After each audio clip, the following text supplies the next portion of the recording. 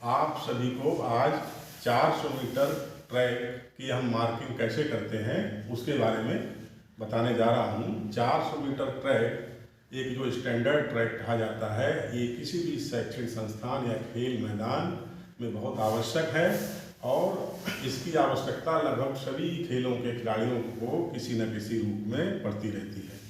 तो इसको हम कैसे मार्किंग करें, कैसे इसको बनाएं और इसका लेंथ, इसका विड्थ कितनी होनी चाहिए, ये सारी चीज़ें आज मैं आपको बताऊंगा। क्योंकि 400 मीटर स्टैंडर्ड ट्रैक, 400 मीटर उसका टोटल जो है डिस्टेंस 400 मीटर होता है, तो हमें इसकी कर्व और हमें इसकी स्ट्रेट डिसाइड करनी रहती है। 400 मीटर ट्रैक में एक में दो कर्व होती हैं, एक कर्व होती है दाहिनी तरफ और एक कर्व होती है बाईं तरफ, और दो स्ट्रेट होती हैं, एक होती है ऊपर की तरफ और एक नीचे की तरफ, दो उसमें स्ट्रेट होती है। अब हमको ये देखना रहता है कि इसकी स्ट्रेट कितनी होगी और इसकी कर्व कितनी होगी। 400 मीटर के स्टैंडर्ड ट्रैक में पहले ये था कि जो इसकी स्ट्रेट थी वो 75 मीटर से लेके 84.39 मीटर तक रख सकते थे। इसके बीच में कोई भी डिस्टेंस जैसी हमारी ज़मीन की उपलब्धता है उस हिसाब से रख सकते थे। कहीं ज़मीन अगर लंबी ज़्यादा होती थी तो हम 75 से और 84-39 के बीच में अधिक से अधिक स्ट्रेट रख लेते थे, और जहाँ पे अगर ज़मीन की चौड़ाई ज़्यादा है तो वहाँ पर हम स्ट्रेट को कम करके थोड़ा सा कर्व को बढ़ा सकते थे। लेकिन अब इस समय जो है IAAF ने, जो इंटरनेशनल बॉडी एथलेटिक्स की है, उसने इसको फिक्स कर दिया है और स्ट्रेट आपकी 84.39 मीटर ही होनी चाहिए। तो एक स्टैंडर्ड ट्रैक में दो स्ट्रेट होती हैं, एक स्ट्रेट जो है 84.39 की आपकी है, तो दोनों स्ट्रेट आपके हो जाएंगे 84.39 × 2 बराबर 168.78 मीटर की। अब हमको इसमें से कर्व निकालनी है। क्योंकि 400 मीटर का ट्रैक है तो 400 मीटर के ट्रैक में से हमने 168.78 मीटर जो हमारी स्ट्रेट थी दोनों, उनको हमने माइनस कर दिया। तो हमारा ये जो फिगर बचा वो 231.22 बचा, यानी 231.22 ये हमारी टोटल कर्व हो गई। ये टोटल कर्व हो गई, इसको टोटल कर्व हम बोलते हैं।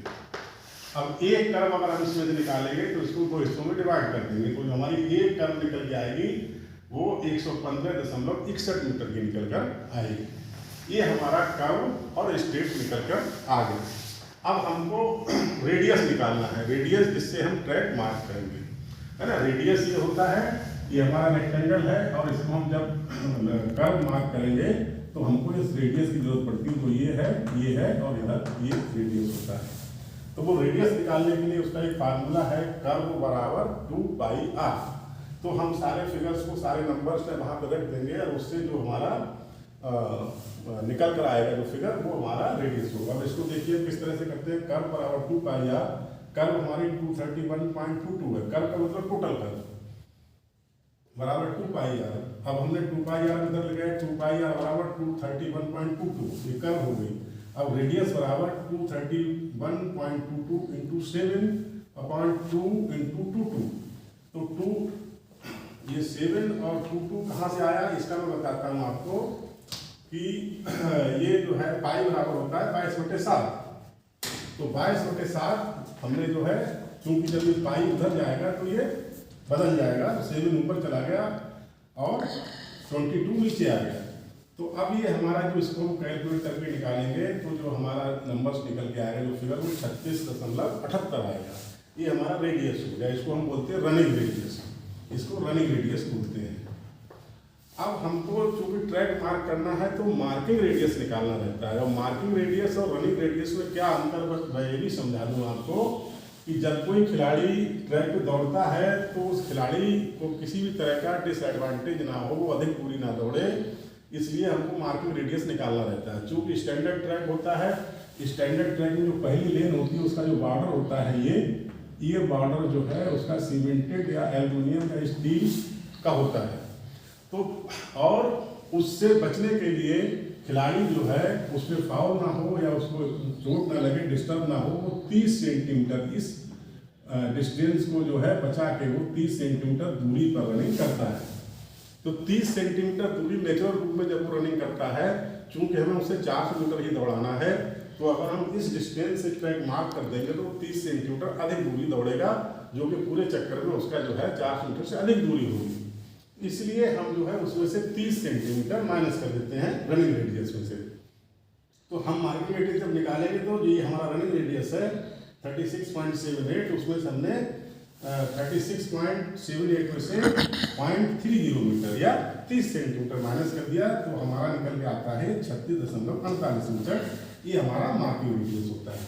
अब इस मार्किंग रेडियस निकल के आ गया। अब हमको जो है ट्रैक बनाने में जो हमको सारे फिगर्स चाहिए वो मिल चुके हैं। अब हम ट्रैक मार्क कर सकते हैं। अब हमको ये देखना रहेगा कि इसकी हमें जो ज़मीन है या जो हमारे पास ग्राउंड उपलब्ध है उसमें कितनी लंबाई और कितनी चौड़ाई की जगह चाहिए, उसको हम निकाल लेते हैं। तो सबसे पहले हम देखेंगे कि हमको टोटल लेंथ कितनी चाहिए। तो टोटल लेंथ के लिए हम देखते हैं, ये हमारी स्ट्रेट है, यहाँ से यहाँ तक ये डिस्टेंस है 84.39, ये हमारी स्ट्रेट है ना। ये हमने ले ली तो 84.39 हो गया, प्लस हमारा रेडियस इधर है और एक रेडियस इधर है, जिससे हम कर्व मार्क करेंगे। तो 36.48 प्लस 36.48, 36.48 रेडियस इधर के ले लिया, 36.48 रेडियस मतलब मार्किंग रेडियस दोनों तरफ का ले लिया। तो ये हो गया प्लस 9.76, ये 9.76 फिगर है, क्योंकि ये ट्रैक में 8 लेन होती हैं और जिसमें खिलाड़ी दौड़ते हैं जिस लेन में उसको लेन बोलते हैं, और एक लेन की चौड़ाई जो है 1.22 मीटर होती है। 1.22 मीटर ये लेन की विड्थ होती है। तो क्योंकि 8 है तो उस 8 का टोटल डिस्टेंस होगा 9.76।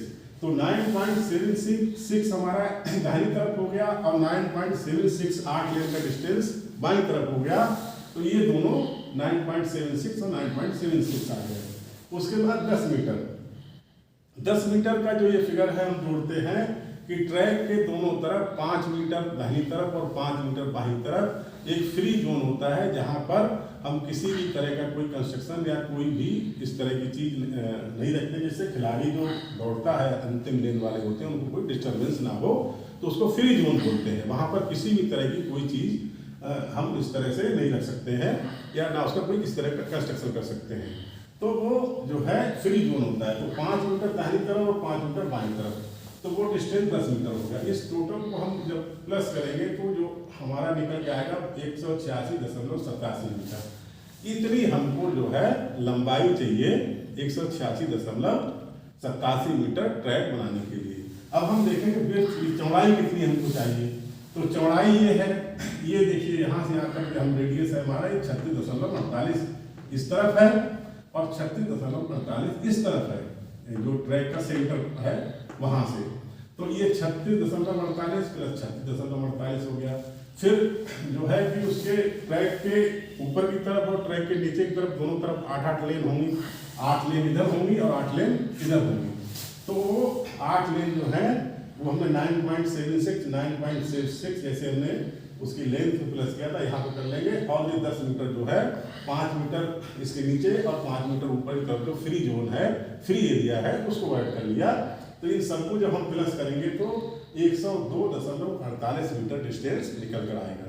तो इतना हमको चौड़ाई चाहिए और इतनी हमको लंबाई चाहिए, ये चीज। दूसरी चीज जो सबसे इंपॉर्टेंट है, जो हमारा ट्रैक होता है उस ट्रैक का डायरेक्शन जो है नॉर्थ टू साउथ होता है, नॉर्थ टू साउथ होता है। और इसका फिनिश पॉइंट ट्रैक पे एक ही होता है, वो जो है वो पश्चिम और दक्षिण, वेस्ट और साउथ के कॉर्नर को होता है। ये हमको ध्यान रखना पड़ता है मार्किंग करते समय। अब जब चूंकि हमारा डिस्टेंस रेडियस सारे हमारे फिगर निकल आए, तो अब हम जो है ट्रैक को मार्क कर सकते हैं। धन्यवाद।